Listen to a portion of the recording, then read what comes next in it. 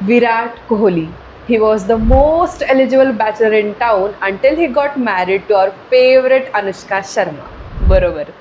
तर आज आम्ही तुमच्यासमोर असा एक व्हिडिओ घेऊन आलो आहोत ज्यात तुम्हाला कळेल की जर तुम्हाला विराट कोहलीसारखा एक सज्जन सुशील कर्तृत्ववान मुलगा हवा आहे तर तुम्हाला काय करावं लागेल. म्हणजे आम्ही असं नाही म्हणते की सगळ्यांनाच विराट कोहली मिळेल, पण विराट कोहलीसारखा तुमच्या लेवलवर एक एक चांगला जोडीदार मिळवण्यासाठी काय करावं लागतं.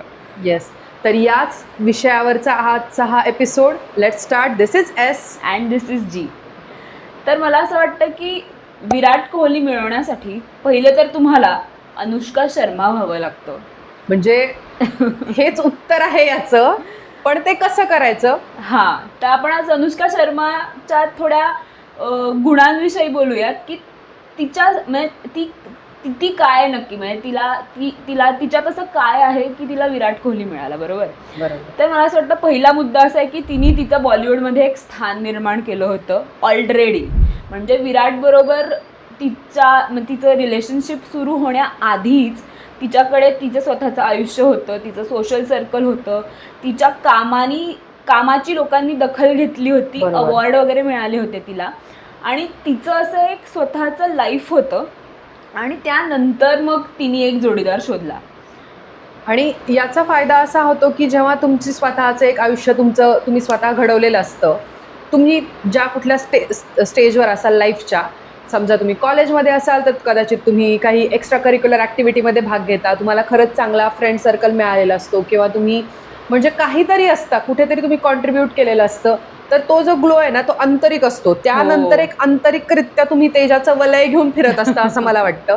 तर तो दिसतो. आणि दुसरी महत्त्वाची गोष्ट म्हणजे तुम्ही अजिबातच डेस्पिरेट वाटत नाही. तुम्ही असं गरजू भावनेने जात नाही की मला तुझी खूप गरज आहे आणि मला तू खूप नीडी होत नाही. बेसिकली तुम्ही अशा पोझिशननी जाता की माझं आयुष्य आहे, माझं स्वतःचं आयुष्य आहे, आणि आता मला असा एक जोडीदार हवा आहे जो त्यात एक ॲड ऑन असणार आहे. आणि त्यालाही असं वाटेल की यार ही किती हॅपनिंग मुलगी आहे, म्हणजे हिचं करिअर आहे, हिच्या मैत्रिणी आहेत, हिचं फन लाईफ आहे, आणि तो तुमच्याकडे आकर्षित होईल याच गुणांनी आणि याच सगळ्या तुम्ही घडवलेल्या गोष्टीच त्याला इतक्या भारी वाटतील की त्याला वाटेल काय कमाल मुलगी, यार मला ही हवीच आहे, आणि तो तुम्हाला असा चेस करेल.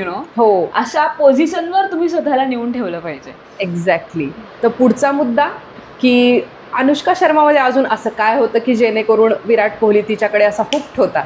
तर मला वाटतं की तिने तिच्या कलागुणांमुळे, तिच्या म्हणजे स्वतःच्या कामामुळे, कर्तृत्वामुळे चांगली लोक स्वतःच्या अवतीभोवती ठेवली होती. कारण तुम्ही जर बाय बर्थ असे नसाल की तुमच्या बर्थडे पार्टीलाच म्हणजे नाही का शाहरुख खानचा मुलगा येतो, ऐश्वर्याची मुलगी येते, म्हणजे तैमूर अली खान वगैरे तुमच्या बर्थडे पार्टीला असतो, असं जर नसेल तर चांगल्या लोकांमध्ये तुम्हाला जाण्यासाठी म्हणजे अशी कुठली तरी पार्टी की जिथे खरंच चांगली लोक येतात, तिथं कोणाला तरी तुम्ही सुंदर गुण आहेत तुमच्यामध्ये, पण त्यात दिसणार कोणाला, ते कुठेतरी असं तुम्हाला सोशली ॲक्सेस हवाय की जिथे तुम्ही नोटीस केले जाल. तर जर जसं आपण म्हणलं की तुम्ही म्हणजे गर्भश्रीमंत नसाल ना, तर फक्त तुमचे कलागुण किंवा तुमचं ज्ञान ह्या दोनच गोष्टींच्या बळावर तुम्ही खरंच सामाजिकदृष्ट्या अशा सिनारिओमध्ये असता की असे लोक अवतीभोवती असतील तुम्हाला. म्हणजे अनुष्का शर्मा आणि विराट कोहलीचं पहिली जी भेट होती ती होती ऍडच्या सेटवर, आणि ते शॅम्पूच्या ऍडची टॅगलाईनच अशी होती की एक खिलाडी और एक हसीना. टॅगलाईन म्हणजे त्याचा कॉन्सेप्ट असा होता की एक खिलाडी और एक हसीना. तर एक खिलाडी सोबत हसीना म्हणून ती तिथं होती ना, त्यासाठी तिला पण किती गोष्टी कराव्या लागल्या होत्या. म्हणजे ती लहानपणापासून तिने मॉडेलिंगचे गिग्स घेतले होते, मग तिने ऑडिशन्स दिले होते, मूव्ही केला होता, आणि मग तिचं करिअर वगैरे निर्माण झालं होतं. म्हणजे ती सतत त्या रस्त्यावर होती, सतत त्या अशा मार्गावर होती की जेणेकरून चांगले लोक तिला मिळत जातील. अगदीच. मला अजून एक असं वाटतं की अनुष्का शर्मानी म्हणजे ती खूप स्मार्ट आहे. बरोबर. आणि माझा तिसरा मुद्दा हाच आहे की विराट कोहलीला तिने आधीच जज केलं होतं. म्हणजे एक म्हणतात ना, जजमेंट असणं मुलीसाठी जोडीदार निवडताना किती गरजेचं आहे. तर तिने ऑलरेडी असं बघून ठेवलं असणार आहे असं मला वाटतं की या माणसाच्या व्हॅल्यूज आणि माझ्या व्हॅल्यूज मॅच होत आहेत की नाही. कारण जेव्हा तुम्ही पुढे जाऊन नुसतेच जोडीदार नाही, म्हणजे तुम्ही एक पालक पण बनणार असता, हो. तुम्ही तुमची फॅमिली इन्क्लूड होणार असते, कुटुंब बरोबर. अख्खं दोघांचंही एकमेकांमध्ये मिसळणार असतं. त्यामुळे जर बेसिक व्हॅल्यूज मॅच नसतील होत ना, तर म्हणजे ते नातं टिकणं फार अवघड जातं.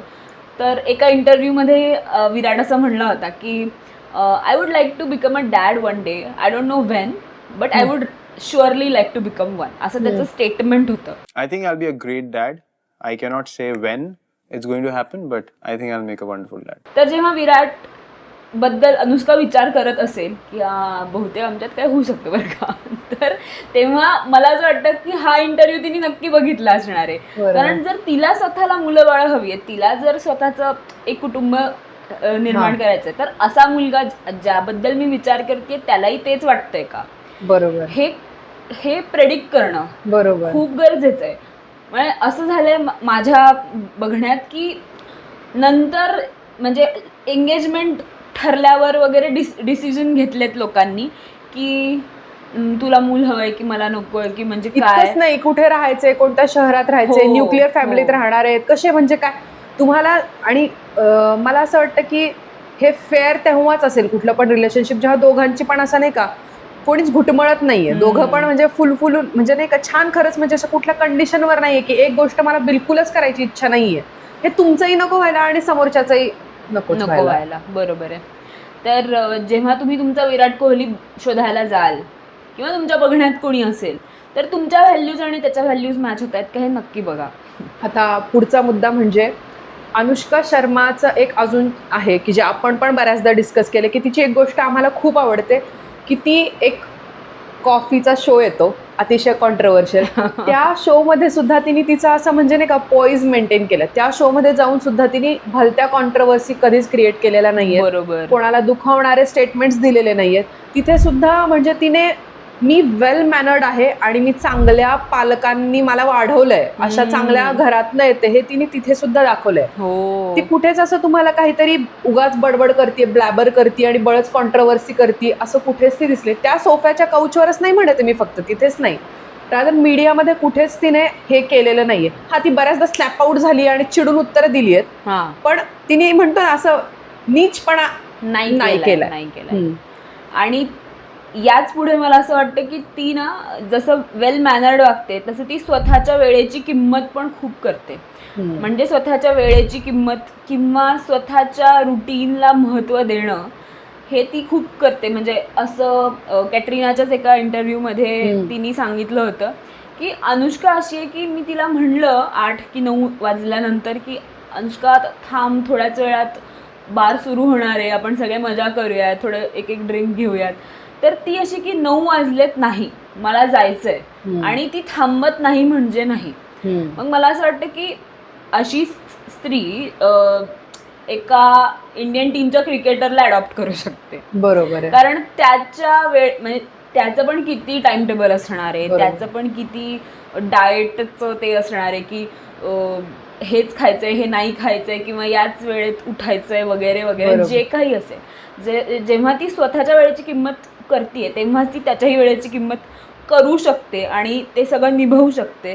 थोडक्यात काय तर ती स्वतःच्या वेळेची किंमत करते, ती स्वतःच्या कुटुंबाची आणि त्यांना प्रायोरिटी देते, ते प्रायोरिटीवर ठेवतीये, आणि म्हणूनच ते नातं इतकं व्यवस्थित आणि सुंदरपणे टिकून राहिलंय आतापर्यंत. आणि मला असं वाटतं की जेव्हा तुम्ही स्वतःचे शब्द किंवा स्वतःच्याच कमिटमेंटला किंवा स्वतःच्या आरोग्याला, तुम्ही काय खाताय, पिताय, कुठे जाताय, कोणासोबत जाताय, या गोष्टीला महत्व देत नाही, कोणताही कचरा येऊ देत आहे नाही, तसे लोक मला असं म्हणजे असं वाटतं की त्यांना अजून मॅच्युअर व्हायची गरज आहे. कारण की ती जे कमिट करते, समजा तिला आरोग्याला खरंच महत्व द्यायचं. एका इंटरव्ह्यूमध्ये जसं की ती कपिल शर्माच्या शोवर म्हणाली होती की मी कधीतरी केलंय ड्रिंक, पण मी आता नाही करत. म्हणजे ती असं आहे की ती समजा काही चूक केली आहे तर ती अडॅप्ट पण करते की चला हे सोडून देईल मी, म्हणजे ती महत्व देते रे स्वतःला, स्वतःच्या आरोग्याला. मग अशाच लोकांच्या अवतीभोवती असतील ना कर्तृत्ववान मुलं, उगाच कुठे म्हणजे कारण ज्या कर्तृत्ववान मुलाने एवढं सगळं काही म्हणजे स्वतःचं एम्पायर घडवलंय, एका मुलीच्या बोटावर आहे ती सगळी इज्जत. ती दारू पिऊन अशी चौकात पडली असेल तर कसं चालेल? म्हणजे मला नाही वाटत ते वर्कआउट होऊ शकतं कधीच लाईफमध्ये. बरोबर आहे. मला अजून एक अनुष्का शर्माचं गुण असं वाटतं की ज्याने विराट कोहली किंवा कोणीही जे खरंच चांगले लोक आहेत तिला अट्रॅक्ट झाले असतील, ते म्हणजे ती अतिशय क्लासी आहे. म्हणजे तू बघशील अवॉर्ड शो मध्ये किंवा कुठेही ती जेव्हा तिची बॉडी लँग्वेज, तिचं चालणं बोलणं किंवा ती ज्या पद्धतीने स्वतःला रिप्रेझेंट करते, ती कपडे जे घालते, ती जे शब्द वापरते, तिची वोकॅब्युलरी, सगळ्यातनं एक क्लास दिसून येतो. म्हणजे असं नाहीये की ऍक्ट्रेस आहे म्हणून, ते असं आहे की ती, कारण ती एक चांगली व्यक्ती आहे. हा, म्हणजे इरिस्पेक्टिव्ह ऑफ ती ऍक्ट्रेस आहे, ती बिझनेस वुमन असती तरी ती अशीच असती, किंवा ती एखादा वेगळा जॉब करत असती तरी ती अशी असते. किंवा शाळेत पण ती अशी नसणार आहे की उगाच कोणाच्या तरी नाही का शेंड्या खेचून घरी आली, भांडणं बिंडणं करून आली, अशी ती नसणार आहे. म्हणजे तिने असं म्हणतो ना, एक क्लासीनेस ती त्या वयात जो गरजेचा आहे तो तिच्याकडे होता. ती प्रायव्हेट होती, वेल मॅनर्ड होती, वेल पॉइज्ड होती, तिला मॅनर्स होते. आणि मला असं वाटतं मॅनर्स आहेत ना, कधीच आउट ऑफ फॅशन नसतात. क्या बात है सर, क्या बात है सर, क्या बात, ये बात है. ते तिला कळतं. हो, ते तिला कळतं. बरोबर आहे. जसं तिला हे कळतं की योग्य जोडीदार निवडताना काय गोष्टी बघाव्यात किंवा काय ते, आणि तिला वेळेचं महत्व आहे. म्हणूनच असा पुढचा मुद्दा आहे की तिने वेळेतच लग्न केलंय. हो, आणि प्लीज, म्हणजे मला कळतंय कॉमेंट सेक्शन मध्ये तुम्ही असं जाऊन तुम्हाला काय काय बोलावं वाटत असेल, बट जस्ट लिसनच. हो, म्हणजे तिने जसा विराट कोहली आणि तिचं एक रिलेशनशिप चांगल्या स्टेजला आलं तसं तिने पटकन लग्न उरकून घेतलं. म्हणजे आपल्याकडे कसं असतं की चांगलं आहे ना सगळं, थांबायचं कशाला आहे, उरकून टाका पटकन. बरोबर. त्या म्हणजे प्रॉपर इंडियन मेंटॅलिटीतून केलेलं हे लग्न आहे मला असं वाटतं. कारण दोघंही वेल सेटल्ड आहेत, दोघंही अशा पोझिशनमध्ये की प्रेमात आहेत आणि रिलेशनशिप खूप चांगलं आहे आणि व्यवस्थित आहे. मग थांबायची गरज काय, म्हणजे थांबायची गरजच नव्हती.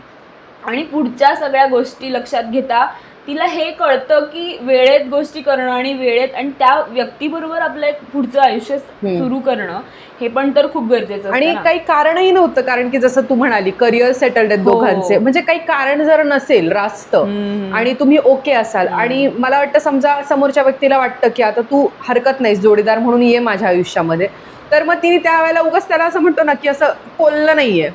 म्हणजे जसं तिला ऑप्शन्स आहेत तसं त्यालाही ऑप्शन्स असतील. मग बरोबर आहे. म्हणजे मला असं वाटतं की तिच्या लेवलवर तो डिसिजन खराच योग्य होता. आणि मला वाटतं की चांगल्या गोष्टी जर मिळत असतील ना आयुष्यात तर त्या अशा दोन्ही हाताने कवटाळून घ्या मुलींना, हरकत नाहीये. काय, कशाला थांबायचंय. बरोबर. तर या छान अशा नोटवर हा एपिसोड रॅप करू. तुम्हाला अजून कोणी कपल असं वाटत असेल की यांच्यावर तुम्ही छानपैकी काहीतरी एपिसोड करावा तर आम्हाला नक्कीच कळवा, आम्ही त्याचीही दखल घेऊ. This is S signing off and this is G, over and out.